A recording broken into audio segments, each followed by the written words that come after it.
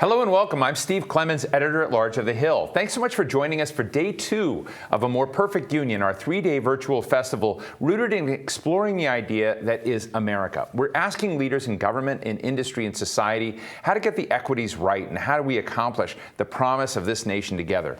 We've got 3 sessions each today. We've got Rise, we have Focus, and we have Reveal. They're different times of the day. Today's segments will tackle the new space race, the state of our economic recovery, critical infrastructure, the future of education, the youth agenda, and the role of technology in society. It's like a free university. It's going to be an incredible day.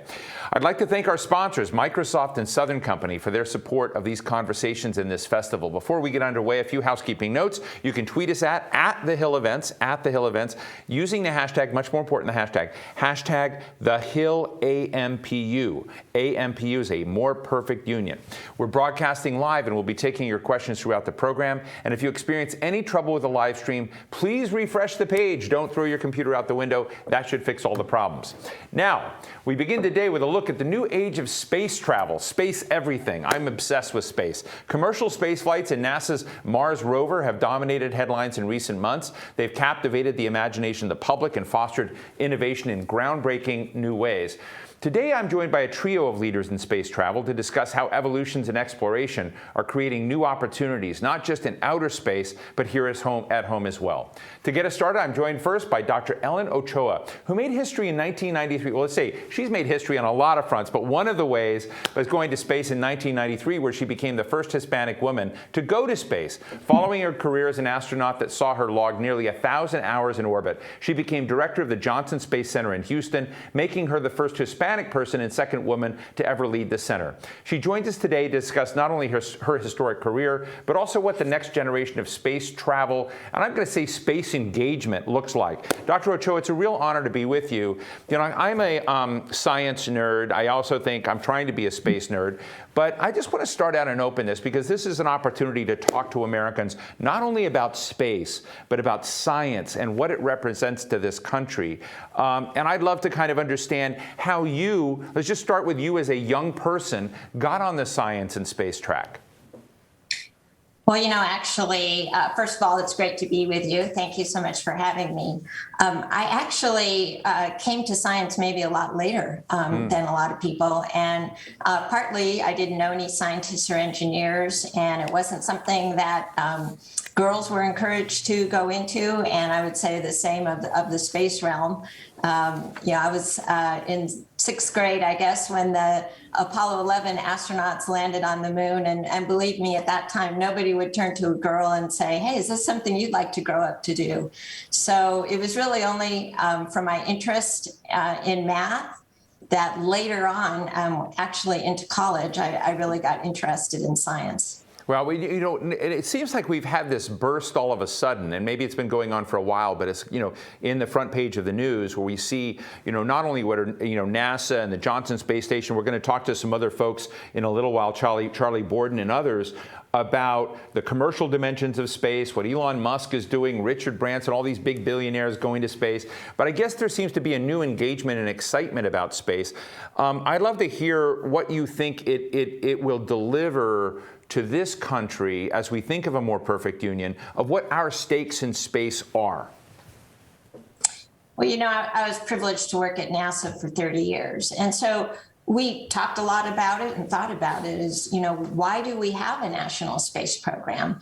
And it's really to make progress toward goals that are important to the country. Certainly expanding scientific knowledge, you already talked about that, and there's so many different kinds of experiments that go on the International Space Station, everything from, biology to material science to physics. And of course, following that on eventually with missions to Mars, learning what it's going to take to do that. But there's also other benefits to the country, global leadership and engagement. NASA has worked with over 100 countries now on the International Space Station, either scientists involved with it or educational activities. And then there's also an economic benefit, which also has implications for national security, just in terms of the technologies that need to be developed, to do what we do, which are applied on Earth in many different areas, and making sure that we have a supplier base that's capable of manufacturing aerospace quality parts. And then finally, and in many ways, I think this is most important, is just the inspiration. People all over the country, all over the world are inspired by what we're able to do in space. I think that's one of the hugest values of NASA, and really pushes people to think about what they can accomplish in their own fields. Let me ask you a question that I'm interested with, and I know there's some fragile issues related to it, but when I look at space and I talk to many of our pioneers in space, astronauts, former directors of NASA and current directors of NASA and others, it's become an international exercise. I've moderated things about the UAE's probe to Mars. We see China, Russia, of course, who have been in space for a long time, but lots of other players are getting into space. So it's an international exercise. But there are national dimensions of consequence as well, because there's a lot of competition. I'd just be interested, you're chair of the National Science Board. My question to you is, are we investing what we need to be investing to not only be a good international partner, but to compete as well on the science technology front? Are we doing what we should be doing? Is China racing past us? What is your level of concern about our investment in science? Well, that is something that we talk a lot about on the National Science Board. We have two roles. One is to govern the National Science Foundation, which of course funds basic research all across our country. The other is to be an advisor to the administration and to Congress on the state of science and engineering in our country. And so we talk a lot about both being able to compete and collaborate. And one of the points that we made is we do need to take action.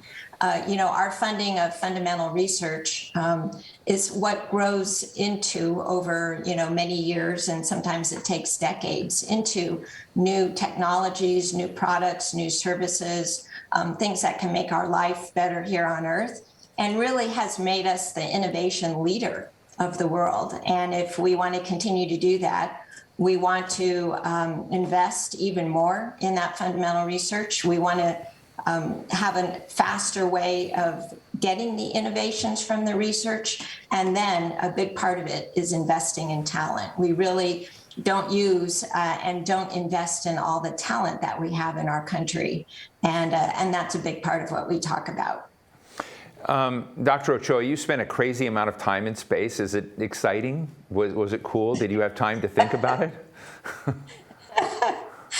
It was very exciting. I was on 4 space shuttle missions, 2 of them completely devoted to science. We were studying the Earth's atmosphere and particularly the problem of ozone hole and ozone depletion. And that's a great example because it is an area where the countries of the world got together, followed the science about the chemicals humans were putting into the atmosphere, and signed protocols to stop using those chemicals, and we're starting to see the atmosphere recover from that. So just exactly what I hoped to do when I first thought about applying to the astronaut program. And then I had 2 flights that were part of assembling the International Space Station.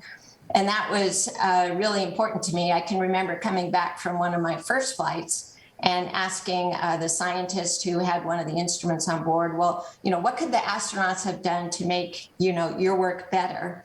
And he said, we'll stay up longer. We'd been up for 10 days. And that's exactly the point of the International Space Station. We have a laboratory in space 24/7. We've had people on board. Next week it'll be for 21 years continuously. So it's doing so much for science, but you're right. It's also exciting, interesting, and I think the international aspect was a whole part of my experience at NASA that I wasn't really thinking about when I first applied to NASA, but which really enriched my experience. I want to ask you an interesting question to ask you to speak to young girls out there. I've got a lucky job. I mean, I've interviewed Karen Nelson, who runs the Craig Venter Institute, is one of the leading women experts on genetics and health. Or Ellen Stofan, whom I'm sure you know, who ran the Air and Space Museum. She's the Undersecretary of Science now for the Smithsonian. Or Susie Armstrong of Qualcomm, who developed the algorithm that allowed our smartphones to send pictures and to engage the web. I mean, these are incredible women in addition to yourself who've done this. And I think it's important to recognize that there's incredible talent, but there's not enough. And I'm just sort of interested in what you started out when I asked you as a young girl, how did you get along? What message do you want to send to the communities where we want more diversity to be engaged in science and space and whatever realm of science out there?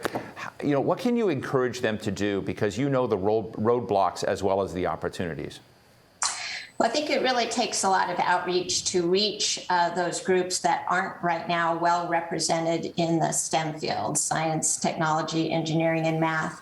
And what we found that works is a combination of seeing role models, of getting hands-on activities, and having mentors who can support you and help answer questions and tell you about what kinds of careers are available. And I think what really engages when girls or members of other underrepresented groups have a chance to do hands-on activities, and I'll include coding in that as well, they learn it's about creativity, it's about curiosity, it's about solving challenges and working with a team. And I think those are things that really appeal to girls, but they may not have seen science or engineering in that light before. And so there's a lot of groups out there that are focused on after-school activities to really sort of get that message across. I'll tell the audience, this is very exciting to talk to you. And, we see all the movies where the Johnson Space Center in Houston gets, all the profile, Matt Damon movies, whatever. But it's exciting. And when I was a young boy, I lived at Patrick Air Force Base, Florida. My dad was in the Air Force and was also working at Cape Canaveral. And I saw Skylab go up. I mean, Skylab was way, way, way back. And it went up in the middle of the night, and it lit up the night sky and the beaches and everything as if it were daytime. You saw 1,000 sea turtles on the beach. It's just one of the most memorable moments of space, nature, and how exciting all was way, way back, and we've done so much more. And I just want to thank you because, you've been engaged in this for decades, and I know you still are. So Dr. Ellen Ochoa, former NASA astronaut, former director of the Johnson Space Center, chair of the National Science Board, it was a real pleasure to talk with you, and I hope we can do it again. Thank you so much.